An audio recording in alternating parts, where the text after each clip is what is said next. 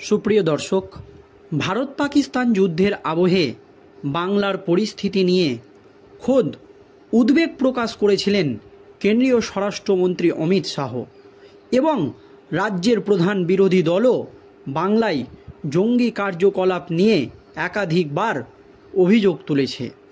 আর এই আবহে বাংলার জঙ্গি পরিস্থিতি নিয়ে মুখ খুললেন খোদ শাসক দলের নেতা, তৃণমূল নেতা। বাংলায় জঙ্গি কার্যকলাপ নিয়ে যা বললেন, তাতেই এই সময়ে রাজ্য রাজনীতিতে নতুন করে হইচই পড়ে গিয়েছে। দর্শক, আপনারা জানেন কাশ্মীরের পাহেলগ্রামের জঙ্গি হামলার ঘটনায় প্রায় 27 জন নিরীহ ভারতীয় পর্যটকের মৃত্যু হয়েছে। তারপর থেকেই ক্ষোভে ফুঁসছিল গোটা দেশ।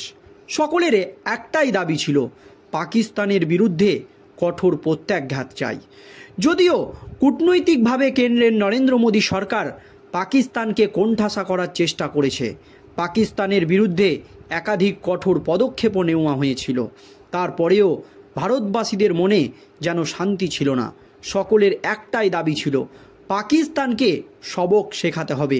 তার পরপরই প্রধানমন্ত্রী নরেন্দ্র মোদী ভারতের 3 বাহিনীর প্রধানকে একেবারে ফ্রি হ্যান্ড দেয়। তারা চাইলেই পাকিস্তানে যে কোনো মুহূর্তে, যে কোনো সময়ে, যেভাবেই হোক হামলা চালাতে পারে। তার পরপরই ভারতীয় সেনাবাহিনীরা পাকিস্তানের 9টি জঙ্গি ঘাঁটিকে একেবারে ধুলোয় মিশিয়ে দেয়, গুঁড়িয়ে দেয়, যার জেরে কার্যত দিশেহারা হয়ে পড়ে পাকিস্তান। তার পরপরই প্রতিশোধ নেওয়ার জন্য, জঙ্গিদের হয়ে প্রতিশোধ নেওয়ার জন্য পাকিস্তান প্রায় ভারতের একেবারে টপ লেভেলের 15টি শহরকে টার্গেট করে এবং পাকিস্তান থেকে ড্রোন ছাড়া হয় এই শহরগুলোকে উড়িয়ে দেওয়ার জন্য। কিন্তু পাকিস্তানের সমস্ত চক্রান্ত ব্যর্থ হয়। পাকিস্তানের ড্রোন ভারতের মাটিতে পড়ার আগেই বা ভারতের মাটিতে পড়ে বিস্ফোরণ হওয়ার আগেই ভারতের এয়ার ডিফেন্স সিস্টেম, সুদর্শন চক্র সবকে আকাশেই ধ্বংস করে দেয়। একটিও পাকিস্তানি ড্রোন ভারতের সেই রকম কোনো ক্ষয়ক্ষতি করতে পারেনি। এই আবহে কার্যত একেবারে দিশেহারা অবস্থা পাকিস্তানের। আর তাই ভারতকে যখন কোনো দিক দিয়েই পাকিস্তান পারছে না, তখন কাপুরুষ পাকিস্তান উল্টো পথ দিয়ে ভারতে জঙ্গি ঢোকানোর চেষ্টা করছে। আর এই পথ হিসাবে তারা সবচাইতে নিরাপদ আশ্রয় মনে করছে বাংলাকে। আপনারা জানেন, হাসিনা সরকারের পতনের পর ইউনূস সরকারের সঙ্গে ভারতবর্ষের সেই রকম সম্পর্ক নেই। বন্ধু থেকে শত্রু দেশে পরিণত হয়েছে এখন বাংলাদেশ। আর এই আবহে বাংলাদেশকে ব্যবহার করেই পাকিস্তানি জঙ্গিরা ঢুকতে চাইছে ভারতে। এই নিয়ে খোদ মুখ্যমন্ত্রী মমতা ব্যানার্জিকে সতর্ক করেছিলেন কেন্দ্রীয় স্বরাষ্ট্রমন্ত্রী অমিত শাহ। আর এবার বাংলার জঙ্গি কার্যকলাপ নিয়ে একেবারে বিস্ফোরক দাবি করলেন খোদ তৃণমূল নেতা। আর তখনই বাংলা থেকে জঙ্গি সন্দেহে 2 জনকে গ্রেপ্তার করা হয়েছে। ঠিক কী হয়েছে দর্শক শুনুন। ভারত পাকিস্তান সংঘাতের আবহে জেগে উঠেছে জঙ্গিদের স্লিপার সেল, এমনই দাবি তৃণমূল নেতার। ভাড়াটিয়া সেজে আশ্রয় নিতে পারে জলপাইগুড়ি শহরে, তাই এলাকায় কোনো নতুন ভাড়াটিয়া এলে তাদের ভোটার কার্ড, আধার কার্ড সহ নানান তথ্য যাচাই করে সেই তথ্য পুলিশ ও পৌরসভাকে দিতে নির্দেশ দিলেন জলপাইগুড়ি পৌরসভার ভাইস চেয়ারম্যান শওকত চট্টোপাধ্যায়। দেশের বর্তমান পরিস্থিতির প্রেক্ষাপটে জলপাইগুড়ি পৌরসভার অফিসে শনিবার দমকল বাহিনীর পক্ষ থেকে মক ড্রিল করা হয়। কোনো হামলা হলে কিভাবে তার মোকাবেলা করতে হবে তা নিয়ে প্রশিক্ষণ দেওয়া হয়। সেখানে তৃণমূল নেতা তথা পৌরসভার ভাইস চেয়ারম্যান শওকত চট্টোপাধ্যায় বলেন, পৌরসভার সব কাউন্সিলর এবং বিভিন্ন ওয়ার্ডের দায়িত্বপ্রাপ্ত স্যানিটারি সুপারভাইজারদের বলা হয়েছে, কেউ বাড়িতে নতুন ভাড়াটিয়া রাখলে সেই ভাড়াটিয়ার যাবতীয় তথ্য পুলিশ এবং পৌরসভাকে দিতে হবে। নিজেই তার কারণ ব্যাখ্যা করে জলপাইগুড়ি পৌরসভার ভাইস চেয়ারম্যান বলেন, আমরা সীমান্ত সংক্রান্ত এলাকার বাসিন্দা। এই মুহূর্তে ভারত পাকিস্তানের মধ্যে সংঘাতের আবহে জঙ্গিদের স্লিপার সেলগুলি অ্যাক্টিভ হয়ে গিয়েছে। জঙ্গিরা ভাড়াটিয়া সেজে এই শহরে আশ্রয় নিয়ে কোনো নাশকতামূলক কাজ না করতে পারে, তার জন্য আমাদের কড়া নজরদারি রাখতে হবে। দেখা গেল পাওয়া ভাড়া এসেছে, অথচ ঘর থেকে বের হয় না।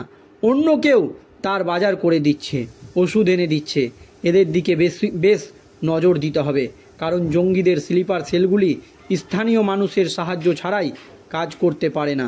তিনি বলেন, সেই কারণেই আমরা পাড়ায় নতুন ভাড়াটিয়া এলে তাদের আধার কার্ড, ভোটার কার্ড, কোন রাজ্য বা কোন জেলার বাসিন্দা সেই তথ্য পৌরসভা এবং পুলিশকে জানাতে বলেছি। এই নিয়ে আমরা মাইকিং শুরু করব। আর খোদ তৃণমূল নেতা যখন এই অভিযোগ করছে, তখনই বাংলায় জঙ্গি সন্দেহে গ্রেপ্তার 2। পাকিস্তানের সঙ্গে সংঘাতের আবহে জঙ্গি কার্যকলাপে যুক্ত থাকার অভিযোগে বাংলার বীরভূম থেকে 2 জনকে গ্রেপ্তার করল বেঙ্গল এসটিএফ। ধৃতদের নাম আজমাল হোসেন সাহেব আলী খান, বছর 28-এর আজমালের বাড়ি নলহাটি চণ্ডীপুর গ্রামে, আর বছর 28-এর সাহেবের বাড়ি পাইকোট থানার রুদ্রনগর গ্রামে।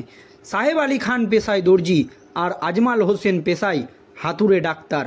গতকাল গভীর রাতে কলকাতা থেকে এসটিএফের একটি দল বীরভূম পুলিশকে সঙ্গে নিয়ে তাদেরকে গ্রেপ্তার করে। তবে কী কারণে তাদেরকে গ্রেপ্তার করা হয়েছে সেই বিষয়টি এখনও স্পষ্ট কিছু বলতে চায়নি এসটিএফ ও জেলা পুলিশের আধিকারিকরা। ধৃত আজমালের বাড়ি থেকে বাংলাদেশের বেশ কয়েকটি ধর্মীয় বই, একটি ল্যাপটপ, একটি মোবাইল সহ বিভিন্ন জিনিসপত্র বাজেয়াপ্ত করেছে এসটিএফ। ধৃত 2 জনকে এদিন রামপুরহাট আদালতে তোলা হয়। ধৃত আজমালের বাবা জার্জেস মণ্ডল বলেন, আমার ছেলের কাছে মাঝে মাঝে আসতো সাহেব, সেই সব বই দিয়ে যেত। তার ছেলে কোনো জঙ্গি কার্যকলাপের সঙ্গে যুক্ত থাকতে পারে না বলে দাবি করেন তিনি। বলেন, আমার ছেলে কখনোই বাংলাদেশে যায়নি, খুব ভালো ছেলে, কোনো নেশাও করে না। এসটিএফ সূত্রের খবর, ধৃতরা নিষিদ্ধ জঙ্গি সংগঠন জামাতুল মুজাহিদিনের সক্রিয় সদস্য। জেএমবির হয়ে মতাদর্শ প্রচার এবং সংগঠনের কাজের জন্য নতুন সদস্য রিক্রুটমেন্ট থেকে শুরু করে বেশ কিছু কাজের দায়িত্ব ছিল ধৃতদের ওপরে। বিশেষ করে সংখ্যালঘু সম্প্রদায়ের যুবকদের নানানভাবে উদ্বুদ্ধ করে সংগঠনের কাজে যুক্ত করার কাজ চালাচ্ছিল দুজনে।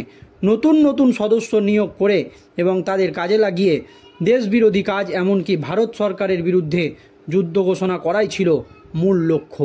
তদন্তকারীরা আরও জানতে পেরেছে, ধৃতরা নিষিদ্ধ জঙ্গি সংগঠনের নির্দিষ্ট একটি মডিউলের সদস্য। তারা অত্যাধুনিক এনক্রিপ্টেড মাধ্যম ব্যবহার করে নিজেদের যোগাযোগ রাখত। পাশাপাশি ওই এনক্রিপ্টেড মাধ্যম ব্যবহার করেই জিহাদি প্রচারের কাজের সঙ্গে জড়িত ছিল। ধৃতরা ভারতের সার্বভৌমত্ব ও অখণ্ডতার পক্ষে ক্ষতিকারক কাজ করার জন্য নির্দিষ্ট কিছু ব্যক্তি ও স্থানকে টার্গেট করার পরিকল্পনাও করেছিল। এসটিএফ সূত্রের খবর, ধৃত আজমাল হোসেনের বিভিন্ন সময়ে জেহাদি কার্যকলাপের সঙ্গে বাংলাদেশে প্রবেশের চেষ্টা করে। ভারতে থাকলেও উপমহাদেশের বিভিন্ন অঞ্চলের সঙ্গে তার যোগাযোগ ছিল বলেও তথ্য পেয়েছেন গোয়েন্দারা। ধৃতদের আরও কয়েকজন সহযোগী বিভিন্ন জায়গায় আছে বলে জানতে পেরেছে গোয়েন্দারা। তাদের সহযোগিতায় আগ্নেয়াস্ত্র সংগ্রহের চেষ্টা করেছিল এই দুজনে। পাশাপাশি গাজওয়াতুল হিন্দ এর আদর্শ প্রচার এবং বিস্ফোরক প্রস্তুত করার পরিকল্পনা করেছিল এই 2 জন। গাজওয়াতুল হিন্দ শব্দের অর্থ ভারতের সশস্ত্র জেহাদ। ফলে এই 2 জন সন্ত্রাস এবং সশস্ত্র জেহাদের প্রচারে যুক্ত ছিল বলে গোয়েন্দাদের বক্তব্য।